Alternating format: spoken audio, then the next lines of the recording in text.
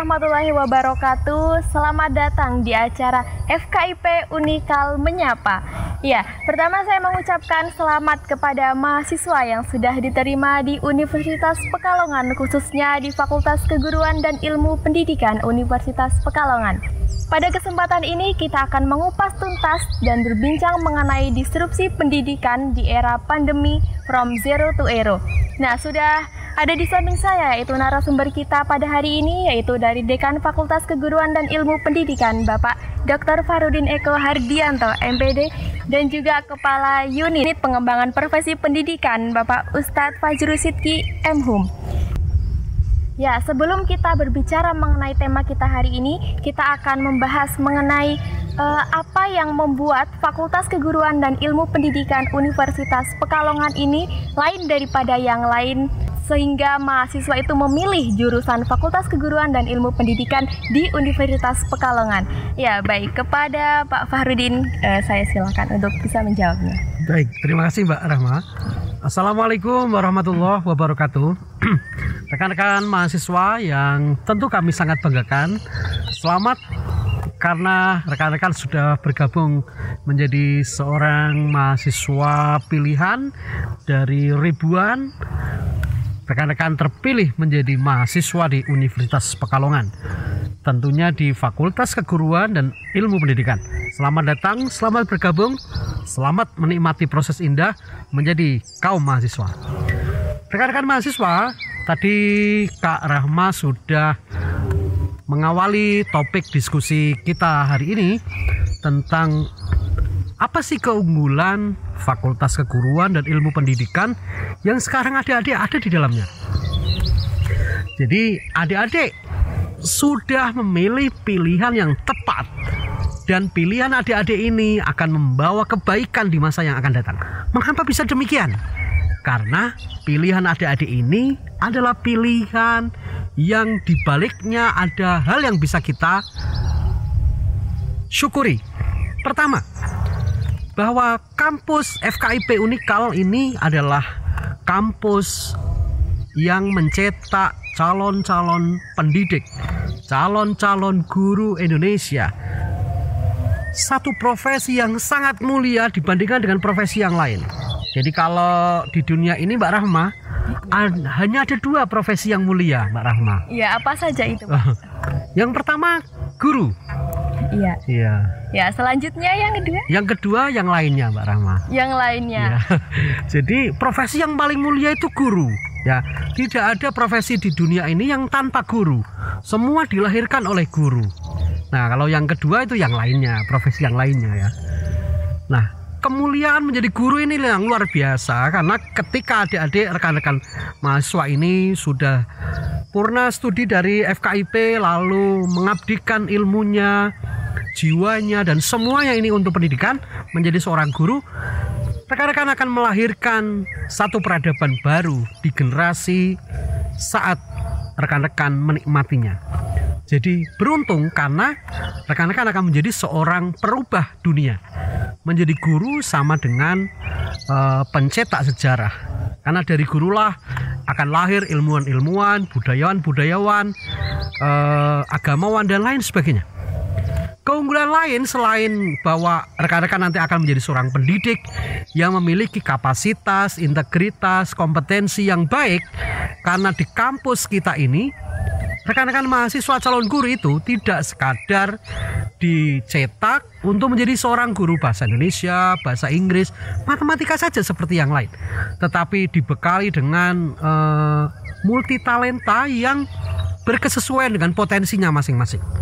Ada guru bahasa Indonesia sekaligus seorang jurnalis, ada guru matematika sekaligus dia desainer misalnya, ada seorang guru bahasa Inggris sekaligus seorang ahli seni misalnya, atau kreator seni. Di FKIP adik-adik akan menikmati proses itu karena disediakan dengan dosen-dosen yang mumpuni, dosen-dosen yang humanis, dan mendorong kemajuan. Rekan-rekan semua akan menikmati proses menjadi guru plus, guru yang tidak sekadarnya guru, guru yang punya kompetensi yang sesungguhnya. Ini keunggulan pertama. Jadi Mbak Rahma, yang bedakan FKIP Unikal dengan kampus lain, yang pertama itu ada keunggulan yang bersifat kekhasan di Unikal. Yang kedua, kampus kita yang terkenal dengan transformatif kreatif memberi kebebasan kepada rekan-rekan mahasiswanya untuk beraktualisasi sesuai dengan potensinya masing-masing. Tidak harus diarahkan pada segmen-segmen tertentu, tetapi diberi kesempatan mahasiswa ini untuk berkembang dan merdeka. Ya, jadi kemerdekaan ini diberikan untuk mahasiswa ini bisa berkembang. Kami para dosen, ya, pendik memberi dorongan itu. Ya, saya pikir ini dulu sementara, karena Ustadz Fajru akan memperkuat ini, karena beliau memang pakar di bidang ini, Mbak Rahma, ya. Iya, baik, selanjutnya dari Pak Fajru, silahkan Pak. Nah, tadi telah disampaikan oleh Pak Dekan, Pak Farudin menjadi guru yang transformatif sekaligus menjadi guru yang merdeka. Nah, ini FKIP Unikal terus-menerus untuk memperbaharui segala jalur-jalur untuk menjadikan peserta didiknya atau mahasiswanya menjadi mahasiswa yang berkualitas. Yang pertama, FKIP telah memulainya dengan menyusun kurikulum Merdeka Belajar, di mana kemerdekaan belajar ini benar-benar telah menjadi satu program unggulan dari FKIP sebagai wujud utamanya mengikuti filosofis yang telah diberikan oleh Ki Hajar Dewantara selaku Bapak Ilmu, sebagai Bapak Pendidikan Nasional, dan juga tokoh-tokoh pendidikan nasional lainnya, di mana kemerdekaan belajar itu sangat perlu bagi adik-adik semuanya dengan tujuan menciptakan kompetensi-kompetensi yang tidak tunggal. Nah, kemerdekaan belajar itu diwujudkan dengan 3 aspek pembelajaran. Yang pertama adalah panjenengan adik-adik mahasiswa itu belajar pada program studi yang telah dipilih, misalnya memilih bahasa Indonesia, memilih pendidikan bahasa Inggris, maupun memilih pendidikan matematika. Itu juga diberikan kesempatan untuk mengenyam pendidikan pada program studi lainnya. Jadi misalnya bisa mengenyam pendidikan di ekonomi, bisa mengenyam pendidikan di ilmu hukum, bisa di pertanian, bisa di perikanan bahkan, karena tujuannya adalah kita memberikan multi kompetensi, dan itu benar-benar kita mengikuti prosedur maupun regulasi yang pemerintah berikan. Nah, kita juga memberikan kesempatan bagi adik-adik mahasiswa untuk berkembang di luar kampus. Ya, berkembang di luar kampus maksudnya adalah memberikan kesempatan untuk belajar sebanyak 40 SKS di luar kampus. Jadi bayangkan, itu adalah FKIP Unikal benar-benar memberikan kebebasan bagi adik-adik mahasiswa untuk berkembang sesuai dengan minat dan potensinya. Makanya seperti yang dikatakan Pak Dekan tadi, Pak Dr. Farudin, beliau menyampaikan lulusan yang merdeka adalah lulusan-lulusan yang bisa multi talent, tidak hanya menjadi pendidik profesional pada bidang pendidikan bahasa Indonesia, bahasa Inggris maupun matematika. Nah, itu awalan mungkin yang bisa kami berikan, Mbak Rahma, berkaitan dengan sisi pembelajarannya. Ya, baik, terima kasih Pak Farudin dan Pak Fajru. Ya, sekarang berbicara mengenai disrupsi atau inovasi baru di era pandemi, bagaimana sih upaya yang dilakukan untuk Fakultas Keguruan dan Ilmu Pendidikan kita ini dalam menunjang keberhasilan pembelajaran di era pandemi sekarang ini? Oke, bisa langsung dijawab Pak Farudin terlebih dahulu. Baik, jadi Mbak Rahma ini mengarahkan kita untuk mencoba mengenalkan apa sih yang terjadi di era pandemi ini di kampus dari segi layanan pendidikan atau pengajaran atau perkuliahan. Jadi berbicara dalam konteks pandemi COVID-19 ini, kampus kita FKIP Unikal juga melakukan penyesuaian diri, adaptasi terhadap situasi yang berkembang, terutama dalam memilih model pembelajaran. Kreativitas di dalam memilih model pembelajaran ini juga menjadi ciri Kak Rahma di FKIP. Pembelajaran yang kita kembangkan mungkin sama dengan tempat yang lain, tetapi ada nilai kekhasan yang di Unikal. Jadi misalnya ada daring, ya, itu kan sama dengan kampus lain. Tapi yang membedakannya kalau di FKIP ada PJJ. PJJ ini pembelajaran jarak jauh yang memang kita mengakses masyarakat yang secara geografis jauh dari kampus, dan mereka kuliah di tempat yang jauh, lalu kita memberi layanan yang utama untuk mereka. Kebetulan di FKIP Mbak Rahma itu mulai tahun ini membuka akses layanan pendidikan untuk rekan-rekan kita yang lulusan paket C, Mbak Rahma. Pernah mendengar Mbak Rahma ya, paket C ya? Iya. Paket C itu pendidikan setara SMA, Mbak Rahma. Iya. Itu kita beri kesempatan yang sama untuk teman-teman paket C ini menikmati kuliah, akses layanan pendidikan, karena selama ini mungkin tidak terlalu banyak perguruan tinggi yang memberi akses layanan khusus ya.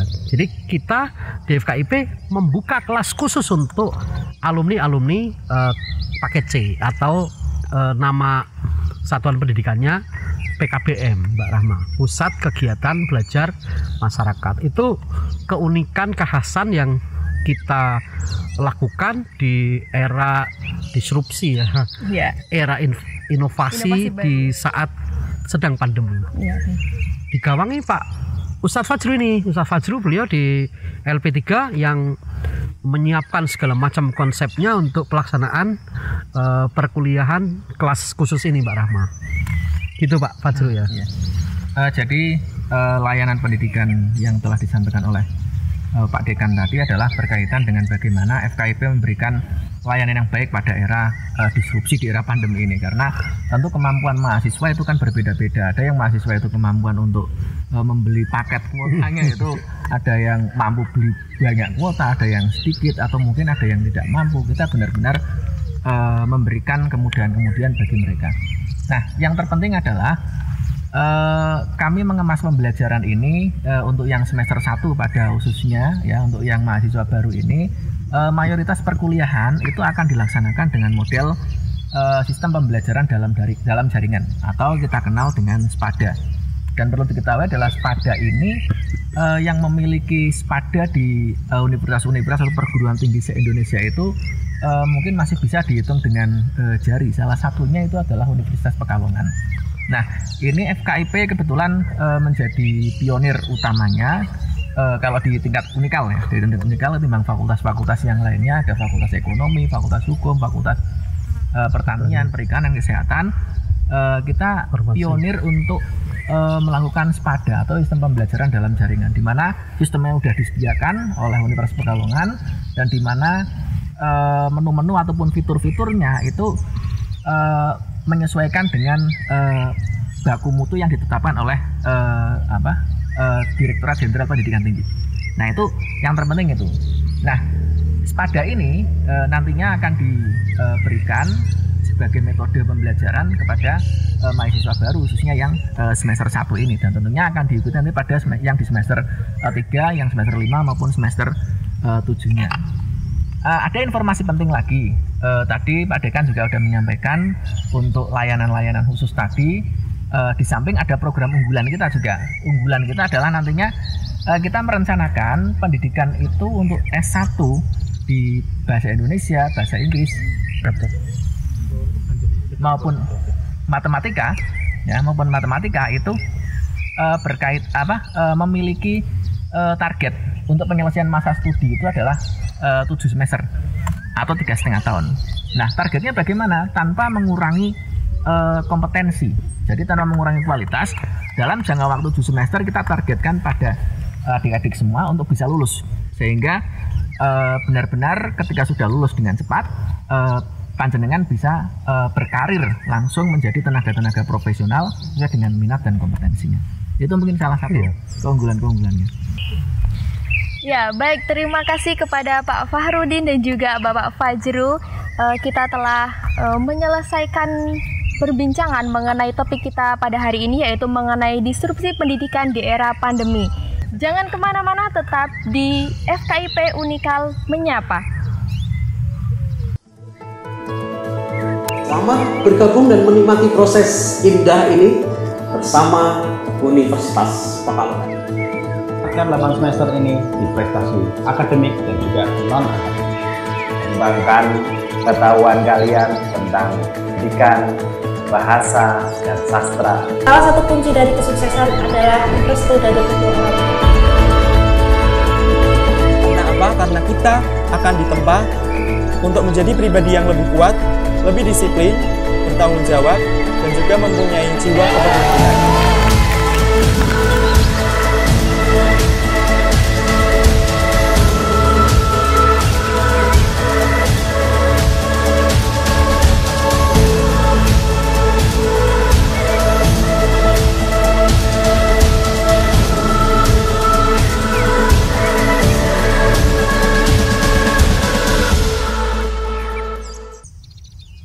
Baik, kembali lagi bersama kami yaitu di acara FKIP Unikal Menyapa. Iya, telah hadir di samping saya yaitu narasumber di acara sesi kedua ini, dan yaitu ada Pak Wakil Dekan 1 yaitu Bapak Susanto SSM Hum, dan Wakil Dekan 2 Ibu Inayatul Ulia SPD MPD, dan Wakil Dekan 3 Bapak M Haryanto SPD M Hum.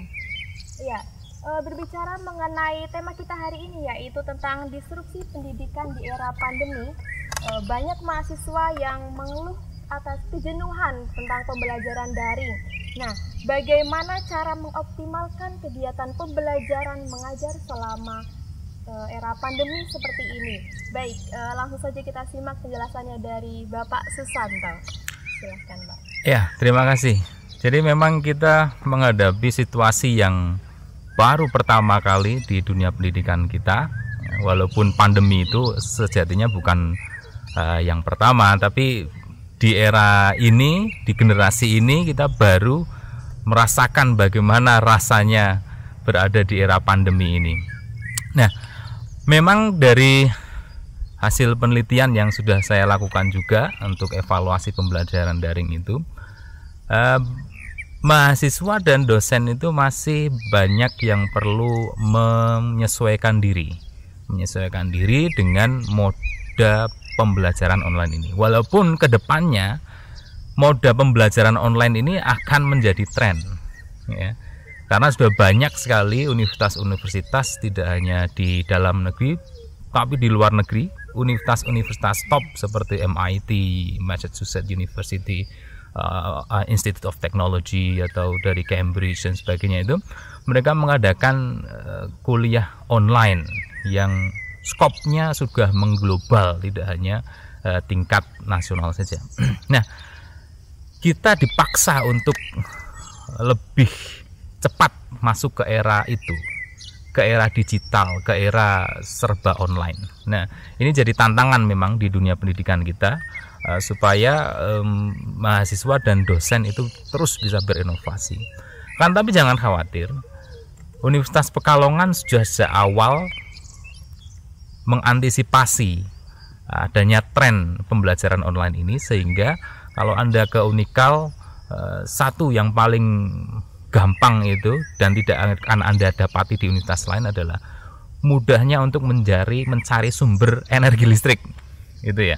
Di mana aja, di gedung mana aja pasti ada. Karena ini salah satu indikator aja untuk menyongsong era pembelajaran online itu. Yang kedua, pelatihan-pelatihan untuk pembelajaran online itu sudah diset sebelum pandemi, jauh sebelum pandemi. Bahkan dari Pak Rektor Universitas Pekalongan itu sudah ada visi membangun pembelajaran sepada, ya, jauh sebelum ini, dan hasilnya pembelajaran kita tidak begitu, istilahnya tidak begitu buruk, ya, karena dari hasil penelitian saya, nilai dari keefektifan pembelajaran itu lebih dari 50%, ya, sekitar 78%. Artinya 78% di sini dari hasil evaluasi ini memuaskan, ya. Jadi akan tetapi hasil ini tidak menjadi nilai akhir. Kita akan terus meningkatkan dengan memperbanyak pelatihan-pelatihan untuk dosen maupun untuk mahasiswa. Selain itu, pembelajaran di FKIP tidak hanya terbatas pada teori saja, di ruang kelas saja, tapi juga praktek. Nah, ini salah satu program ini, ya, itu bukan program buatan dari umpamanya event organizer atau dari pihak luar, tapi justru yang membuat itu ya dari kalangan sendiri, dari dosen dan dari mahasiswa, dan jadi salah satu bentuk pembelajaran juga, ya, dan itu langsung praktek, ya, dan ada produk-produk nyatanya. gitu ya. Jadi untuk meningkatkan, saya ulangi lagi, untuk meningkatkan pembelajaran online yang lebih efektif ya, Unikal terutama FKIP itu terus melakukan inovasi-inovasi baik dalam kurikulum ataupun dalam penyiapan SDM sumber daya manusia, terutama dosen, staf pengajar dan staf TU, dan alhamdulillah memang semuanya masih muda-muda sehingga adaptasi terhadap perubahan ini sangat mudah sekali dan sangat cepat seperti itu. Ya. Baik, terima kasih kepada Bapak Susanto, dan selanjutnya kita akan membahas mengenai fasilitas untuk menunjang kegiatan pembelajaran kita yang ada di Fakultas Keguruan dan Ilmu Pendidikan Universitas Pekalongan. Mari kita simak bersama berikut penjelasannya dari Ibu Ina. Silahkan Bu Ina. Iya, terima kasih Mbak Rahma. Oke. Dari fasilitas, Unikal mempunyai banyak fasilitas untuk mendukung proses pembelajaran, yaitu ada gedung ya dari A, B, C, D, E sampai dengan F. Nah, untuk teman-teman FKIP Unikal ya, kita belajar di kalau nanti sudah pandemi sudah selesai ya, dan teman-teman bisa ke kampus, itu proses pembelajaran itu ada di gedung C ya, gedung C lantai 1 dan lantai 2. Kemudian untuk proses pembelajaran tidak hanya di kelas biasa, tapi kita juga punya laboratorium ya, laboratorium bahasa dan juga laboratorium micro teaching. Kemudian di laboratorium micro teaching itu kita juga ada kegiatan latihan tari, itu juga di situ. Kemudian juga ada laboratorium di sebelahnya itu ada workshop media pembelajaran. Di situ teman-teman bisa membuat media pembelajaran untuk nanti proses belajar mengajar ketika teman-teman micro teaching. Nah, selain kelas itu juga perpustakaan ya yang sangat nyaman dengan fasilitas dan juga buku-buku yang memadai, itu teman-teman bisa mengaksesnya di gedung E. Ya, di situ juga ada digital library, karena ini kondisinya masih pandemi, teman-teman bisa mengakses dari situ. Nah, kemudian di FKIP juga ada pusat sumber belajar, ya itu bisa diakses secara online seperti itu. Selain itu, selain fasilitas pembelajaran, Unikal juga memiliki apartemen ya, apartemen untuk mahasiswa. Ada 2 gedung yang sangat megah. Lokasinya di seberang kampus utama ya. Di situ ada apartemen untuk putra dan juga apartemen untuk putri ya. Di situ biayanya sangat terjangkau. Jadi teman-teman kalau dilihat dari biaya kos ya sepertinya lebih murah ya di apartemen ya. Di situ juga teman-teman bisa berkumpul dari teman-teman prodi yang lain. Nah, fasilitas yang lain juga ada fasilitas tempat ibadah, juga ada kafetaria dan juga perkantoran seperti itu. Kemudian untuk fasilitas secara online dari akademik itu teman-teman bisa mengakses dari Siakat ya. Siakat teman-teman bisa mengakses lewat NPM teman-teman gitu. Kemudian untuk fasilitas pembelajaran tadi Pak Santo sudah menjelaskan tentang pembelajaran online. Kita juga ada yang namanya Spada Unikal. Di situ kita memakai Spada untuk fasilitas e-learningnya seperti itu. Terima kasih Mbak Rahma. Ya, baik, terima kasih penjelasannya Bu Ina mengenai fasilitas yang ada di Fakultas Keguruan Ilmu Pendidikan Universitas Pekalongan. Bagi mahasiswa yang rumahnya berjarak jauh dengan Unikal, itu bisa saja di Unikal menyediakan apartemen. Jadi jangan khawatir ya. Oke, selanjutnya berbicara mengenai Fakultas Keguruan dan Ilmu Pendidikan yang dikenal sebagai fakultas yang banyak berprestasi ini. Nah, bagaimana sih solusinya dan apa yang perlu dimiliki seorang mahasiswa untuk menjadi mahasiswa berprestasi? Nah, untuk kali ini kita bisa simak penjelasannya dari Pak Haryanto. Silahkan Pak Haryanto. Oke, terima kasih Mbak Rahma. Ketika anak sekolah SMA menengah atas kemudian masuk menjadi mahasiswa, sebenarnya menurut saya dia masuk ke dalam dimensi baru, gerbang baru sebagai manusia baru. Sebagai seorang manusia baru dengan dimensi yang baru, tentunya kita butuh resolusi yang baru. Maka yang pertama yang harus dilakukan ketika dari sekolah menengah atas kemudian masuk menjadi mahasiswa adalah kita mahasiswa harus memiliki resolusi yang jelas. Dan perlu diingat, banyak juga terjadi mahasiswa ketika masuk ke perguruan tinggi, banyak sekali resolusi yang ingin dicapai.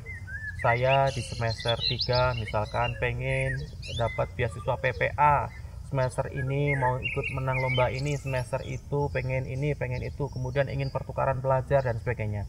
Banyak sekali mahasiswa yang ketika masuk jiwanya berapi-api, resolusinya banyak sekali, tapi lupa untuk mewujudkannya. Lupa bahwa setelah resolusi, dan resolusi ternyata itu bukan untuk orang-orang yang jiwanya seperti kembang api, indah, meletup-letup, berapi-api, tapi lenyap seketika. Banyak sekali saya mendapati mahasiswa-mahasiswa di generasi sekarang yang bersemangat hanya di awal, tapi setelah itu berubah. Maka setelah resolusi, yang harus dilakukan adalah untuk bisa tetap istiqomah menjaga niat awalnya kuliah. Kita semuanya mungkin punya latar belakang yang berbeda ketika masuk perguruan tinggi. Ada yang harus ditolak oleh PTN dulu, baru masuk ke kampus yang sekarang. Ada yang kemudian punya keterbatasan ekonomi, puasa Senin Kamis dulu, Daud dulu dan sebagainya, baru masuk perguruan tinggi. Tapi banyak juga kerja keras yang demikian itu lupa ketika sudah jadi mahasiswa. Yang harus dilakukan setelah beresolusi adalah kita harus bisa untuk bisa tekun dan istiqomah. Saya ingat dengan perkataan Bruce Lee yang mengatakan bahwa saya lebih takut pada satu orang yang melatih satu jurus daripada satu orang yang melatih 1000 jurus tapi hanya satu kali. Saya lebih takut kepada satu orang yang melatih satu jurus beribu-ribu kali daripada satu orang yang melatih ribuan jurus satu kali. Artinya adalah bisa jadi bakat kita atau passion kita sedikit, kecil sekali, tetapi karena dilatih keras, tekun di bidang itu, kemudian banyak juga yang berhasil. Kita perlu ingat bahwa banyak sekali orang yang mungkin miskin bisa sukses. Banyak orang yang tidak beruntung fisiknya, cacat, bisa sukses. Tapi saya belum pernah melihat ada orang yang pemalas bisa sukses. Faktanya adalah mahasiswa-mahasiswa yang sukses adalah mahasiswa-mahasiswa yang selain beresolusi, selain juga bisa istiqomah adalah dia tekun dan pantang menyerah. Ketika orang lain memilih berhenti dan dia terus berjuang, itulah yang nantinya akan sukses dan berprestasi. Maka tips yang menurut saya paling awal yang harus dimiliki oleh mahasiswa untuk bisa berprestasi adalah kita harus punya resolusi apa yang akan kita ingin capai dalam 1 dekade perkuliahan itu, dalam 4 tahun perkuliahan itu. Kita harus punya target kapan lulus, kita harus punya target semester ini pengen apa, semester depan pengen apa, dengan timeline yang jelas. Kemudian saat menghadapi kesulitan, kita tidak gampang menyerah. Banyak juga yang berapi-api di awal, tapi ketika menghadapi 1-2 perkuliahan, ternyata susah ya perkuliah itu. Tidak seperti sinetron-sinetron di TV yang hanya bisa jalan-jalan, kemudian berpacaran, jalan-jalan ke mall, di kafe, selesai, kemudian lulus. Tapi ternyata di dunia nyata tidak demikian. Butuh kerja keras, butuh kerja keras, butuh kerja keras. Dan orang yang tidak pernah menyerah itulah yang akan berprestasi dan sukses. Dan menurut kakak-kakak yang berprestasi adalah, mereka resepnya adalah mereka tekun, dan terus berjuang. Sebagai mungkin fakultas, sebagai salah satu fakultas yang memiliki prestasi yang bagus, FKIP mencoba untuk memupuk dari setiap semester, dari waktu ke waktu, dengan banyak sekali motivasi, pelatihan-pelatihan di bidang akademik, non-akademik, sarana prasarana dan juga kemahasiswaan untuk bisa mendukung prestasi mahasiswa. Jadi untuk bisa berprestasi atau tidak, tentunya yang harus dibangun terlebih dahulu adalah jiwa teman-teman semuanya terlebih dahulu. Demikian Mbak Rama. Ya, baik, terima kasih kepada Pak Haryanto telah memberikan motivasi yang sangat menginspirasi bagi kita semua ya. Ya, baik, demikian sesi kedua pada hari ini. Selanjutnya kita nanti akan kedatangan narasumber yang tentunya juga sangat luar biasa. Dan saya mengucapkan terima kasih kepada Pak Santo, Bu Indah, dan juga pada Pak Haryanto yang telah memberikan motivasi serta penjelasan yang begitu menarik tentang Fakultas Keguruan dan Ilmu Pendidikan Universitas Pekalongan. Jangan kemana-mana, tetap di FKIP Unikal Menyapa.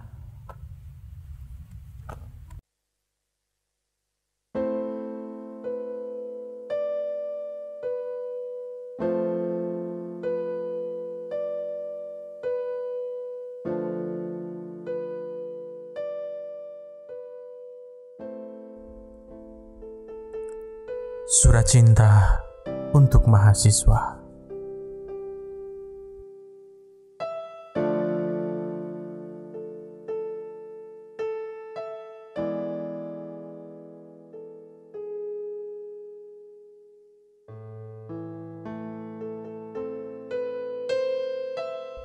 Dear mahasiswa, aku tulis surat cinta ini dengan tulus dan apa adanya. Walaupun jelas, surat cinta ini tak seindah surat cinta Dilan kepada Milea. Dear mahasiswa. Ya, telah hadir dari narasumber kita di sesi yang ketiga ini, yaitu dari Kaprodi Pendidikan Bahasa dan Sastra Indonesia, yaitu Bapak Erwan Kustriono MPD, dan juga Kaprodi Pendidikan Bahasa Inggris, yaitu ada Pak Dwi Aryo Fajar SSM Hum, dan juga ada dari Kaprodi Pendidikan Matematika, yaitu Ibu Saidatul Karima MPD. Ya, di sesi selanjutnya ini, di sesi ketiga, yaitu kita akan membahas mengenai passion. Ya, banyak dari mahasiswa, tentunya mahasiswa baru ini yang mereka masih bingung mengenai passion yang dimilikinya itu apa. Walaupun mereka sudah masuk di Fakultas Keguruan dan Ilmu Pendidikan, tapi passion, yang namanya passion itu sulit ditemukan ya. Dari sini kita akan membahas mengenai passion dengan tentunya dengan kaprodinya di bidangnya masing-masing. Ya, penjelasan yang pertama kita akan simak dari Pak Erwan Kustriono. Silahkan Pak Erwan. Selamat datang mahasiswa program studi Pendidikan Bahasa dan Sastra Indonesia, Fakultas Keguruan dan Ilmu Pendidikan Universitas Pekalongan. Berbicara tentang passion, adik-adik mahasiswa sangat tepat dan tidak salah ya memilih dan minat di Pendidikan Bahasa dan Sastra Indonesia. Nantinya adik-adik mahasiswa akan menjadi calon pendidik yang profesional, itu pasti, atau biasa kita sebut dengan guru yang profesional. Kemudian nanti adik-adik juga bisa menjadi kreator seni, kemudian konten kreator, ada sastrawan, ada jurnalis, dan lain sebagainya, sesuai dengan minat dan keinginan dari rekan-rekan mahasiswa. Pada intinya, di Pendidikan Bahasa dan Sastra Indonesia, nantinya adik-adik mahasiswa akan menjadi pendidik yang profesional, khususnya untuk program studi atau mata pelajaran bahasa Indonesia.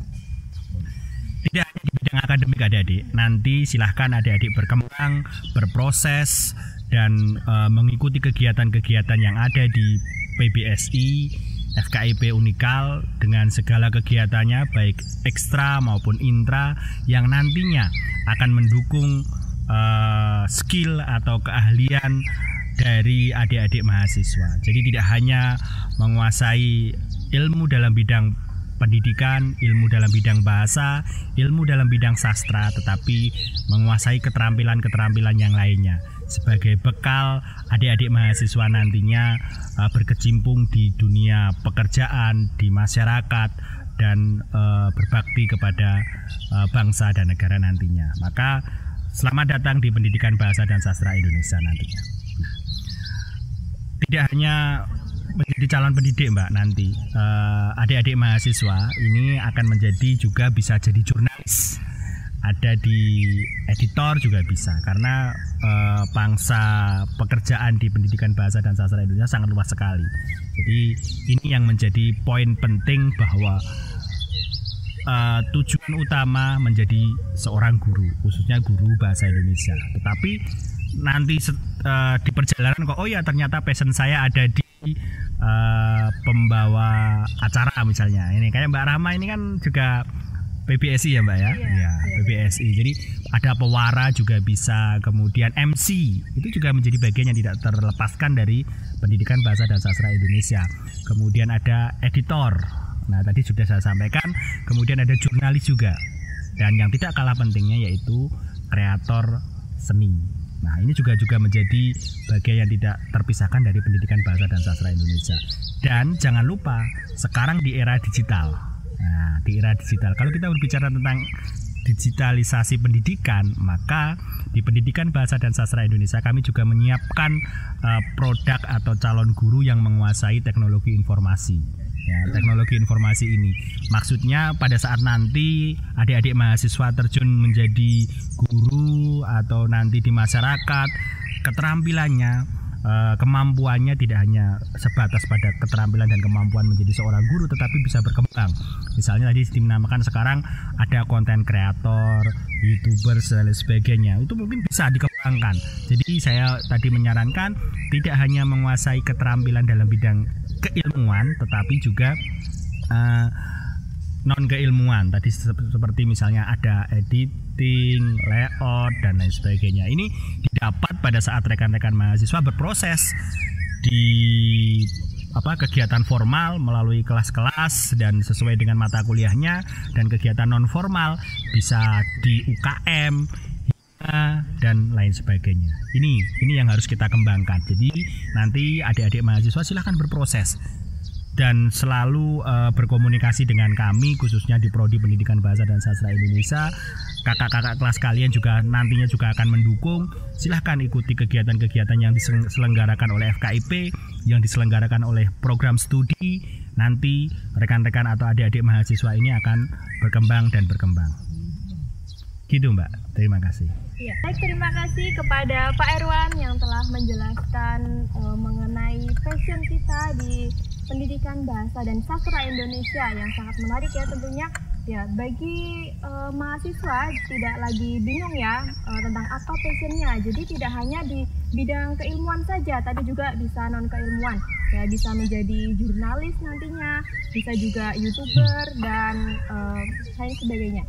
Oke, selanjutnya kita akan mendengarkan penjelasan dari Kaprodi Pendidikan Bahasa Inggris. Baik, kepada Pak Aryo, silahkan Pak Aryo.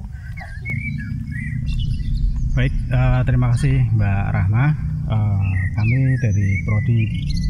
dari Prodi Pendidikan Bahasa Inggris, saya selaku Kaprodinya, mungkin nggak jauh beda sama apa yang diterangkan oleh Pak Erwan selaku Kaprodi Pendidikan Bahasa dan Sastra Indonesia.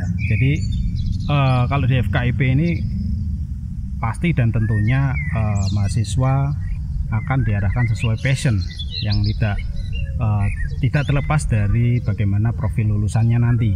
Misalkan kalau kita dari pendidikan bahasa Inggris, profil lulusan kita adalah guru, pendidik, kemudian ada interpreter, penerjemah, kemudian ada edupreneur, ya, kemudian dan juga researcher atau peneliti di bidang pendidikan. Tentunya profil lulusan tadi pasti akan terkait dengan mata kuliah yang akan diambil dalam kurang lebih 8 semester ya, 8 semester. Seperti tadi misalkan jadi guru atau pendidik atau teacher ya. Di situ di mata kuliah ada kajian-kajian yang tentang pendidikan. Misalkan kalau profil lulusan penerjemah atau interpreter, di bahasa Inggris sendiri ada interpreting, ada translation ya. Kemudian kalau misalkan wirausaha di bidang pendidikan atau edupreneur, kita punya mata kuliah edupreneurship atau juga sekarang itu namanya technopreneur dan juga English course management ya. Itu dari segi profil lulusan. Bagaimana kalau proses selama kuliah? Pasti passion ini akan dinaungi seperti teman-teman kita yang ada di ESA ya, English Student Association. Itu di situ banyak sub yang menangani bagaimana minat dan bakat mahasiswa PPI yang akan ditampung. Misalkan kita tiap tahun ikut lomba debat bahasa Inggris ya, di situ ada sub di ESA, ada sub bagian yang menangani debat, misalkan debat bahasa Inggris, karena debat bahasa Inggris ini sangat kompetisi yang bergengsi bagi prodi pendidikan bahasa Inggris. Kita selalu ikut, selalu berpartisipasi baik tingkat regional maupun nasional. Nah, kemudian untuk misalkan sekarang ini tentunya kita akan lebih terbantu ketika ada kurikulum merdeka, kurikulum kampus merdeka, yang mana kita bisa ngambil di prodi lain. Misalkan di prodi bahasa Indonesia ini ada yang namanya content creator ya, tentunya teman-teman dari pendidikan bahasa Inggris bisa ambil seperti itu. Ataupun di matematika itu ada apa Bu? Misalkan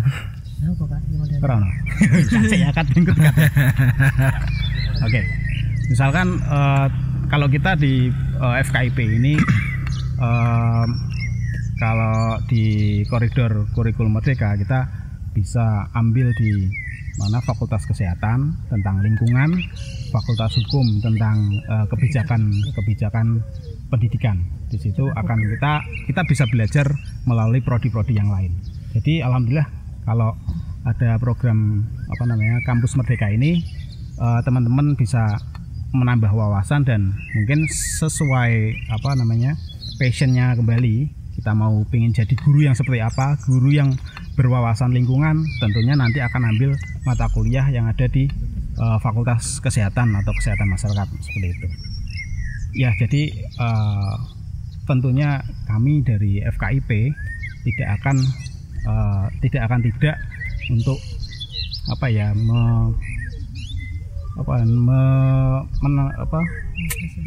memfasilitasi ya, kita harus memfasilitasi teman-teman sesuai bakat dan minatnya seperti itu. Ya, baik, terima kasih penjelasannya dari Pak Aryo. Ya, lanjut saja kita akan simak penjelasan dari Kaprodi Pendidikan Matematika oleh Ibu Sayyidatul Karimah. Ya, silakan Bu Rima. Ya, terima kasih Mbak Rahma. Ya, tadi sudah disampaikan oleh Pak Erwan dan Pak Aryo dari Prodi Pendidikan Bahasa Indonesia dan Pendidikan Bahasa Inggris. Jadi saya sampaikan selamat datang dan selamat bergabung. Mengenai passionnya dari Prodi Pendidikan Matematika Unikal tidak jauh. Jadi kita kuliah di FKIP tentu harapan besarnya adalah menjadi seorang pendidik atau seorang guru. Tentunya karena di Prodi Pendidikan Matematika nanti adalah jadi guru matematika. Ya, menjadi guru matematika.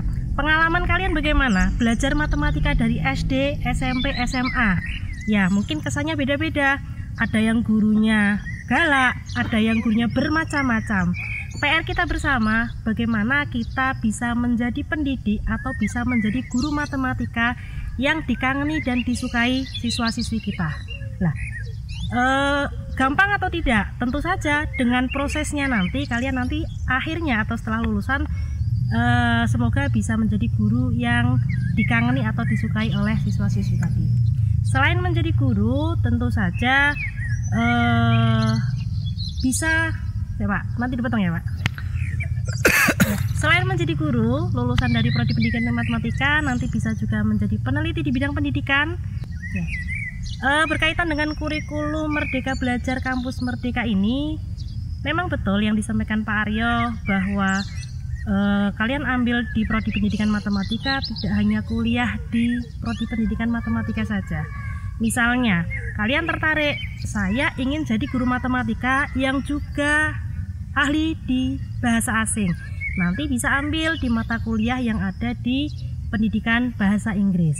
Jadi tetap utamanya adalah guru matematika yang juga menguasai bahasa asing. Selain itu, bisa juga menjadi content creator, ya, mata kuliah yang sudah disediakan di bahasa Indonesia. Sudah ada contohnya beberapa kakak angkatan dari kalian menjadi YouTuber. Ya, sudah menjadi guru, menjadi YouTuber yang membuat media pembelajaran matematika yang di-share di YouTube dan itu sudah berhasil banyak sekali. Ya, baik, terima kasih Bu Rima atas penjelasannya. Terima kasih bagi para pemirsa di rumah yang telah menyaksikan acara FKIP Unikal Menyapa pada hari ini. Dan kami juga mengucapkan terima kasih kepada narasumber kita yang sangat luar biasa pada hari ini. Ya, beri tepuk tangan dulu. Ya, saya mengucapkan sekali lagi kepada mahasiswa atas diterimanya di Universitas Pekalongan, khususnya di Fakultas Keguruan dan Ilmu Pendidikan Universitas Pekalongan. Selamat bergabung. Terima kasih atas perhatiannya. Wassalamualaikum warahmatullahi wabarakatuh. Waalaikumsalam warahmatullahi wabarakatuh.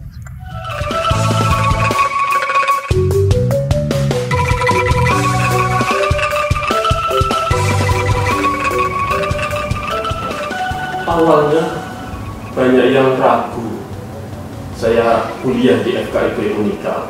Mau jadi apa nanti saya? Apakah kamu bisa sukses setelah kuliah di FKIP Unikal? Saya jawab, bisa. Saya diajarkan pengetahuan, ilmu dan keterampilan yang sungguh luar biasa. Saya bisa membuktikan setelah saya kuliah di FKIP Unikal, saya diterima sebagai guru di salah satu sekolah menengah atas terfavorit dan terbaik di kota Pekalongan sebagai guru aparatur sipil negara pendidikan bahasa Indonesia.